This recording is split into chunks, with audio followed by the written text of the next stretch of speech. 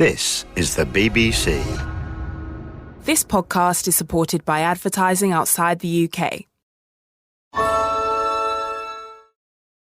There's never been a better time to do business in Western Australia.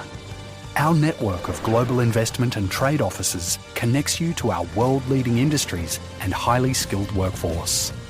Western Australia. It's like no other. Ryan Reynolds here from Mint Mobile. With the price of just about everything going up during inflation, we thought we'd bring our prices down. So to help us, we brought in a reverse auctioneer, which is apparently a thing. Mint Mobile Unlimited Premium Wireless. How to get 30, 30, bit to get 30, bit to get 20, 20, 20, bit to get 20, 20, bit to get 15, 15, 15, 15, just $15 a month? Sold! Give it a try at mintmobile.com/switch. $45 up front for 3 months plus taxes and fees. Promo rate for new customers for limited time. Unlimited more than 40 gigabytes per month. Slows full terms at mintmobile.com. BBC Sounds. Music, radio, podcasts. Have you ever considered what's really in your spice rack? Me neither. But as I discover in this week's programme and exclusive investigation, those jars or pots might not be what they say they are. In this programme, we test spices bought from household brands, major supermarkets, corner shops and online marketplaces. And some of our results may well surprise you. I'm Jaga Wise, and this is the Food Programme. The first red flag among the oreganos. And it is amber, so there's a problem with this sample. That's quite shocking. So we need that to be reviewed further in a laboratory. Goodness, surprised. Is it genuine? The answer is no. Has it been tampered with? Yes. It makes you wonder what is in your spice cupboard. I'm standing on a busy high street in East London, quite close to my house, and I've just bought a wide range of spices from big supermarket chains to health food shops to corner shops. Why? Because we're testing them. Food fraud is a massive issue in a wide range of foods, and in this exclusive Food Programme investigation, we will be using brand new technology to find out for ourselves how widespread the problem really is. I'm Jaga Wise, and this is the Food Programme. So all we have to do with this device is we use an app, can you believe? So it's very, very simple. So we've got black pepper, which is this one. So again, I'm pouring it out. And then all we do is we just pop it on the device. Picture the scene. I'm sat at my kitchen table, which is very much not a food science lab, surrounded by packets of colourful spices, many of which you'll also have on your own spice racks. Things like turmeric, garlic powder, paprika, oregano, black pepper. With me is freelance business journalist Nick Hughes, who's reported on food fraud for many years. On the table in front of us is a small black device about the size of a pair of binoculars with a torch-like light source on the top. This is a portable spectroscopy test lent to us by food authenticity company Bia Analytical as an exclusive road test to this new technology. Here's Nick. Herbs and spices generally are quite attractive to fraudsters because they're quite high value commodities generally, and also the way that they are processed and sold to the end consumer, they're ground, they're dried, it makes it quite easy to substitute them for other ingredients. So for example, oregano here, you might find a substitution that is bulked out with olive leaf, for example, or myrtle leaf. Just how common is this issue? More common than you think. It's really hard to estimate the value of food fraud globally because so much of it, of course, goes undiscovered. The estimates put it at anywhere between 10 billion and about 50 billion globally. We shouldn't make the mistake of thinking because we're in the UK and a developed economy with a very sophisticated food supply chain that we're not at risk in this country. Okay, so we have got a green light. So this device says that this Morrison's pepper is indeed pepper. Should we have a look at what we've got here? What about turmeric? We've got some turmeric powder. Yeah, should we open the turmeric? So this sample of turmeric, this is from a brand called Gamma, who I've not actually come across before. I bought it from a shop around the corner from my house. There's quite a lot of claims being made around the health benefits of turmeric, so that's increased demand for it. So if you were a fraudster and the market demand is particularly high, you might see that as an opportunity. Ooh, it's grey. It's on the fence. Yes. So we need that to be reviewed further in a laboratory, is what that's saying. Not clear evidence of adulteration, but merits further investigation. Okay, so next we're going to do Bodrum oregano.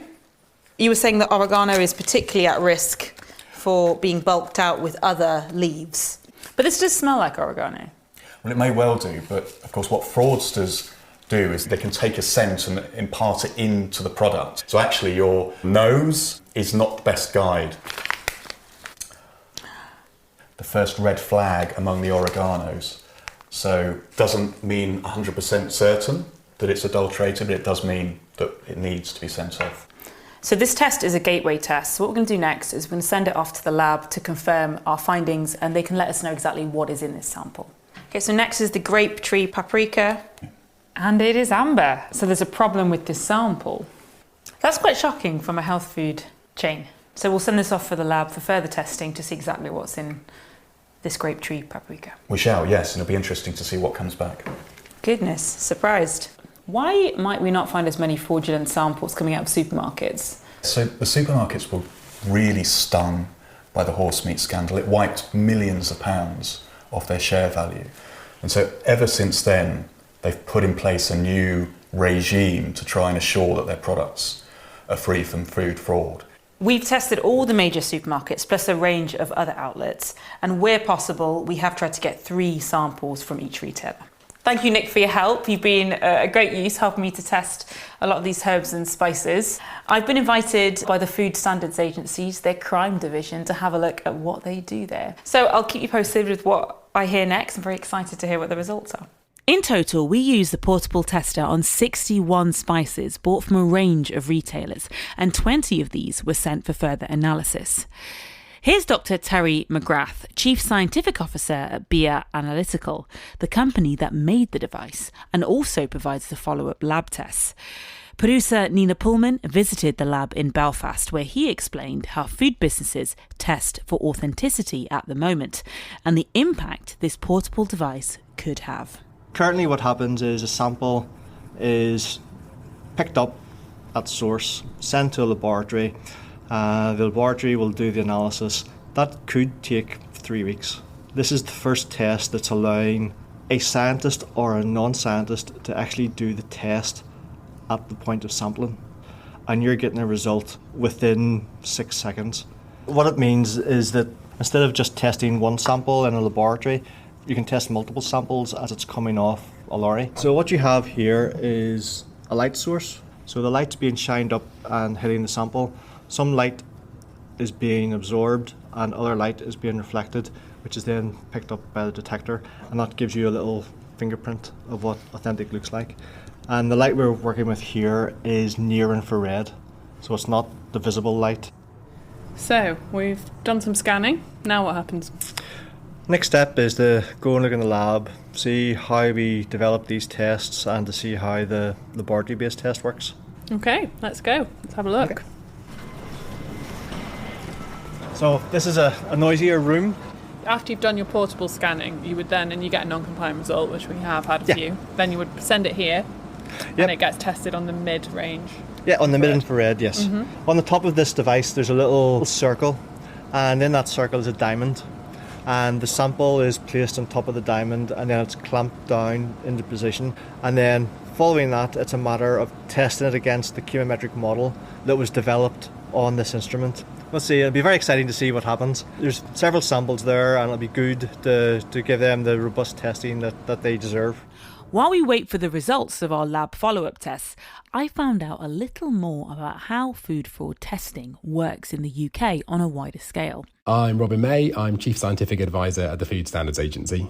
For clarity, could you summarise how food fraud is tested in the UK? So at the first end, you have the businesses that are involved. Most businesses have their own testing programmes. Then there's a second tier, which is local authorities and trading standards who do their sets of testing. And then I guess the third tier is the one that we at the Food Standards Agency oversee, which is a combination of targeted sampling nationwide for particular commodities. So it might be spices or meat or particular cheese. And then we also oversee, obviously, the National Food Crime Unit, who respond to the most serious types of food fraud and will launch, if necessary, a whole sampling and investigation around that. Could you give us an example of when food authenticity starts to become an issue of food safety? I mean, I think the first thing to say is that any food adulteration, even if it's not a safety issue, is still a safety issue because it weakens people's trust, quite rightly, in the food system. But in terms of specific safety risks, perhaps the best example of that are recent cases in which some spices have been found to contain lead, either through inadvertent contamination or actually sometimes deliberate. So lead gives a very strong colour. So if you're aiming to get a strong colour in, for example, turmeric or cinnamon, there have been cases of people deliberately adding lead dyes to those spices, which is obviously very dangerous. Do you have any figures for whether instances of food fraud in the UK have gone up or down in previous years? We haven't seen a significant uptick or indeed a change over the last few years, but we do keep a very close monitoring on that, particularly when we think there might be vulnerabilities in the system. And often what we do in those situations is sort of deliberately target resource. So we might start sampling particular commodities more, doing more port checks, more checks on the food system generally in areas where we think there might be a heightened risk of food fraud. We've heard that there's been considerable cuts to trading standards and local authorities' funding on the ground, which is affecting how many people are actually out there testing for food fraud. Is this something that you can confirm? There's a lot of sampling that goes on. That said, we very much recognise that this kind of frontline resource, so particularly local authorities, trading standards, port health authorities, are very, very stretched. As an outsider to this, I mean, should I be concerned? Should the public be concerned? Is our food secure? So you don't have to be concerned, and yes, our food is secure, but that is not to say that we should be complacent about it. What I would say to listeners is, if it seems too good to be true, then it probably is. If you get a very high value food advertised by a hitherto unknown online company at a bargain price, think twice before buying that, because it may well not be what it's supposed to be. Finally, the moment we'd all been waiting for. I had a call from Steph Heaney, a research scientist at Beer Analytical. Hi, Jega. So we've got the authenticity test results for the samples that you sent over to our labs last week to be analysed. Oh, I'm a bit nervous. Okay, let's have a look. So if you have a look at the score plot down below, Jega, and we can see the cluster of authentic samples. So it's clear that the Gamma and the Morrison's black pepper fall into the authentic cluster. So they would be what we call typical samples for black pepper. Moving on then to the Old India sample, this was slightly different. We can see that the Old India sample is sitting quite far from the authentic cluster. So this is a very atypical result for black pepper.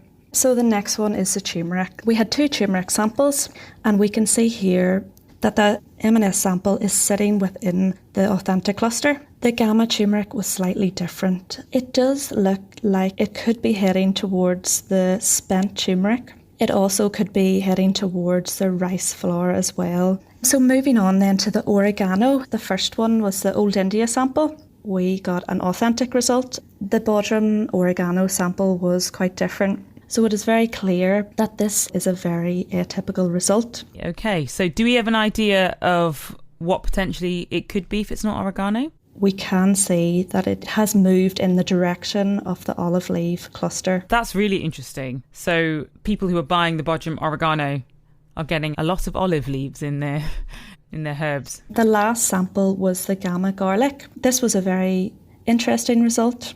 It's not even close to the typical garlic cluster, is it? It's very far away. Yes, it is a very strange result for garlic. We don't have a multi-class model for garlic, so we can't say at the moment what could be wrong with the sample. I understand the reason why it is so easy to use is because of the amount of hours you've spent doing your modelling of various samples. Can you tell me what's involved? So our team has worked very hard over the last number of years to develop these models and these tests for authenticity. We need to have samples from all over the world, from different countries, different times of the year, different harvests, so we can truly represent each sample has its own unique fingerprint. In total, 7 of the samples I sent to the lab came back as inauthentic.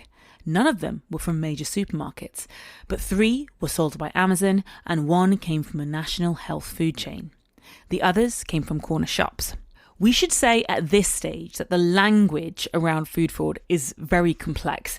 Our tests are only certified to check whether a spice matches its authentic fingerprint or not. Testing and then discovering intent, which is used to prove fraud, requires a much wider sample and a huge amount of evidence. We'll hear more on that later on. So, what happens next? First up, we contacted all the companies affected to let them know what we'd found, and we'll hear what they say later on in the programme. As we heard from Robin May, policing food fraud and taking the occasional case to court is the job of the FSA and its National Food Crime Unit. So I jumped on a train out to Teddington in West London to the lab of the government chemist, a multi-laboratory complex that acts as an independent referee in food fraud cases and works with the FSA on testing and analysis. From the outside, the lab looks like any normal office building, but inside it's full of state-of-the-art food testing equipment.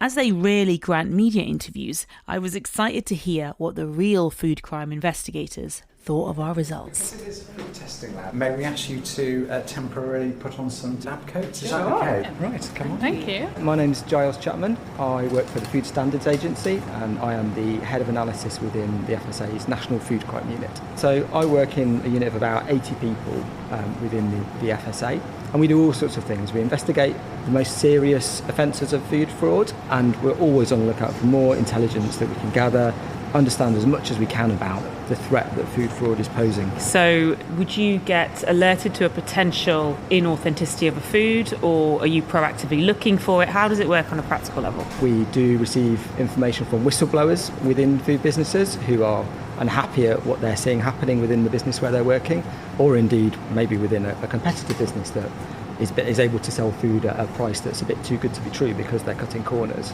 So we've done some testing of our own of several herbs and spices. So we had some turmeric, some garlic powder, some oregano, some paprika and some black pepper. Some were bought online, some were bought from shops. Is this surprising to you? So in terms of the products that you've talked about where those authenticity issues have been found, they are all ones where at some point or another we've noticed there have been authenticity issues. So we have contacted all the suppliers who've produced these products and we're waiting to hear their comments. I mean, what would happen from now on from your perspective? Where do we go from here?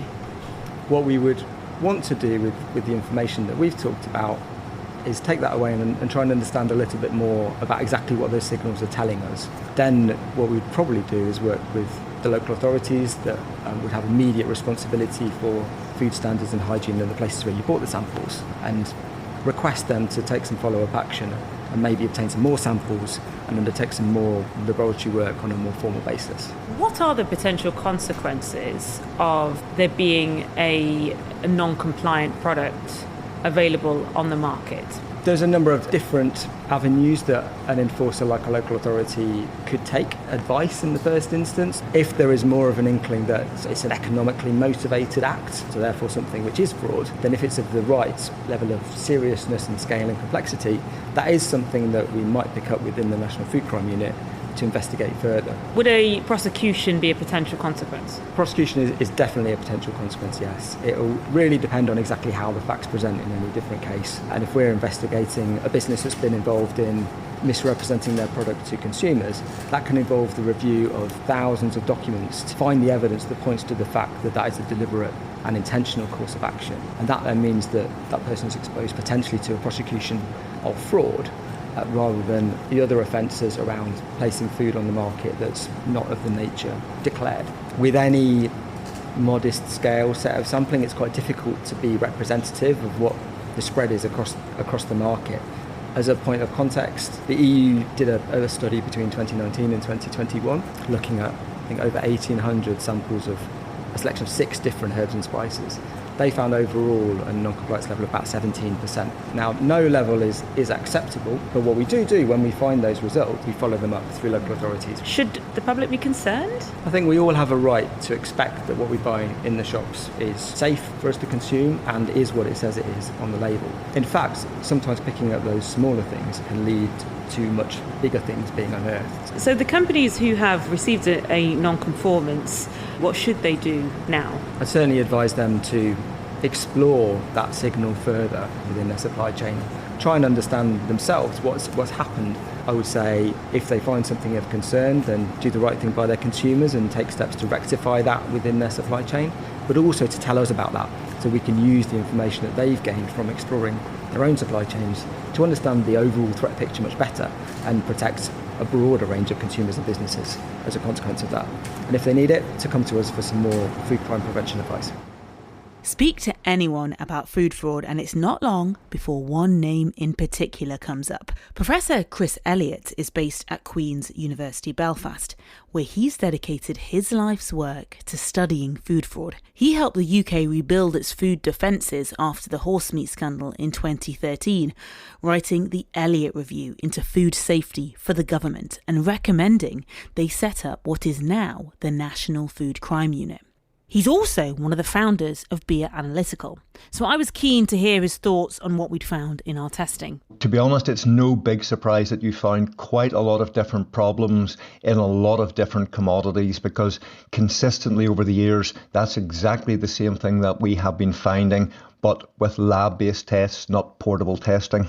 Are any of those spices current areas of concern that you know of? I think the first thing, Jega, is that all of those commodities are incredibly valuable.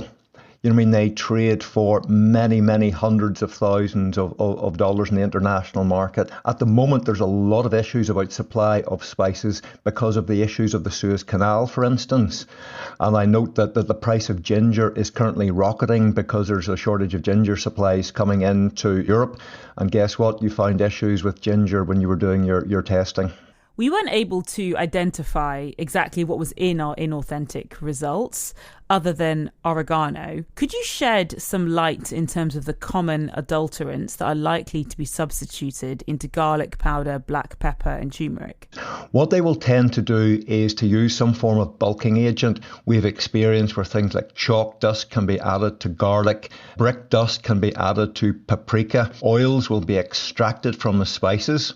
What's called the spent material that's left over, that spent material will be added then to some of the fresh spices as a bulking agent as well. You're involved as a founder of Beer Analytical. Can you tell me why you decided to set it up and what role this new device could play in the wider landscape of food fraud? We've been active for many, many years in research in terms of food fraud, developing, cutting edge technologies to detect it. And over the years, more and more people were starting to ask us to do analysis for them, which is actually very difficult to do in our university research environment. And myself and some of our colleagues thought what we really have to do is to get this technology out to allow many more people to use it. And we really want to make the device that we have invented something that industry can use, regulators can use it right across the world to stamp out this illegal and illicit trade that makes huge amounts of money and puts people's lives at risk. Do you feel that the commercial side of the company in any way reduces its integrity?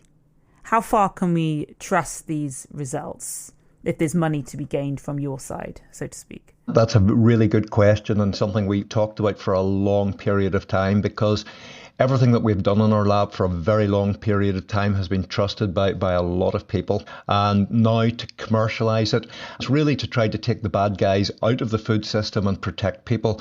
And the only way we could achieve that was following a commercial route. We've spoken to the Food Standards Agency, who are very keen to stress that these tests done by commercial labs are effectively screening tests that would need further validation. What do you say to that? Yes, absolutely. The portable device that we have developed is very, very good at what it does. But what we would always say, it needs a secondary test to confirm the findings. Now, those samples that you screened and found to have issues about authenticity, they have now been subjected to much more rigorous tests within the Beer Analytical system, and we have confirmed that all of them are non-authentic samples. Can we say the spices we've tested are fake, or at least not what they say they are? The terminology around food authenticity is unbelievably complicated. So often what I would say is, is it genuine? The answer is no. Has it been tampered with? Yes. And is it fake? Well, part of it is fake and part of it is genuine. It's a mixture, because if it was 100% fake, like let's say a fake t-shirt, you pretty much know that it's a fake t-shirt because the logo doesn't look quite right. In food, it's much, much more difficult because they're blending things together to try to cheat and get away with it. You've been working in food fraud for a long time now. Well, why is this important to you? It's a subject that fascinates me. My background is food safety, but I became much more aware that some of the big problems, it's not by accident, it's by design, and nobody seemed to know about it. That was Professor Chris Elliott.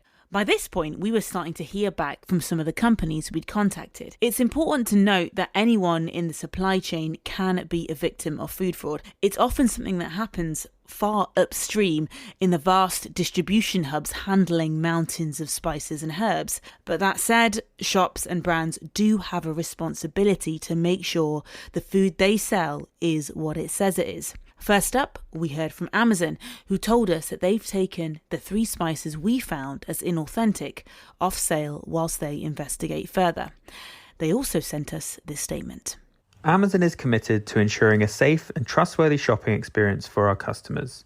We require food offered in our store to be correctly packaged, labelled and delivered, and to comply with all applicable laws and regulations. We have removed these products while we investigate.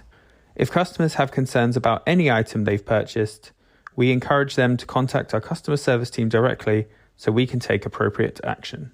We also heard from the owners of Bodrum Oregano, Gima UK, who said that they last tested their oregano in January 2023 and it was satisfactory at the time. They also said, "Food safety and food integrity are paramount to us all at Gima UK, and we will investigate this in full as quickly as we can. We have a strong sampling policy in place and we regularly test many products." From Gamma, the brand where we found 2 inauthentic samples from their turmeric and garlic powder, we've had this. At Gamma, we import around 80 different herbs and spices. Many of these we buy direct, but on the garlic powder and turmeric, we buy from the UK importer. We don't test these ourselves, but as part of our food fraud policy, rely on the supplier's BRC accreditation and supplier audits where potential issues would or should be raised. We will now raise this issue with the supplier. At Gamma, we try to do things as correctly as possible. Herbs and spices are a difficult supply chain to monitor. There are limited warnings given from authorities around herbs and spices, and we rely on information from suppliers to pick these issues up.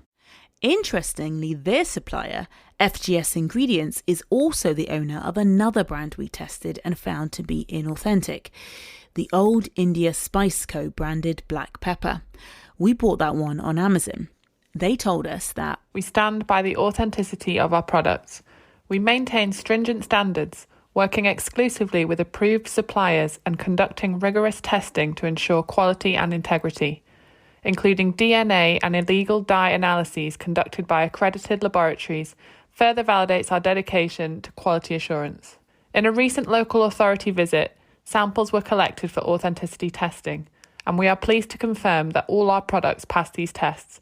We remain dedicated to upholding the highest standards and welcome any further inquiries or investigations to ensure consumer confidence. We contacted but didn't hear back from Grapetree, a health food chain with over 100 stores and where we found spent paprika, which is where its essential oils have already been extracted. We also contacted the brand Spice Train, owned by Vardham Teas, but didn't hear back.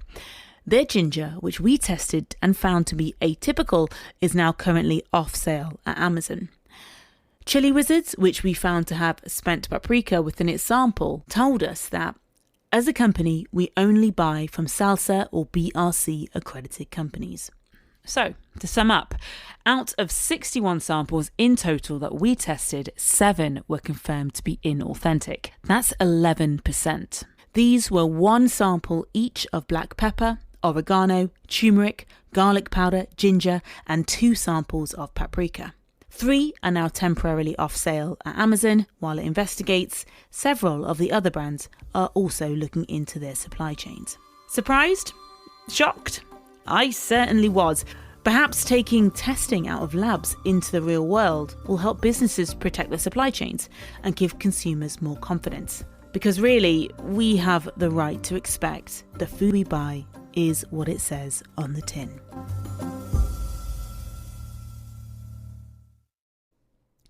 The food programme was presented by me, Jaga Wise, and produced by Nina Pullman for BBC Audio in Bristol. There's never been a better time to do business in Western Australia. Our network of global investment and trade offices connects you to our world-leading industries and highly skilled workforce. Western Australia. It's like no other.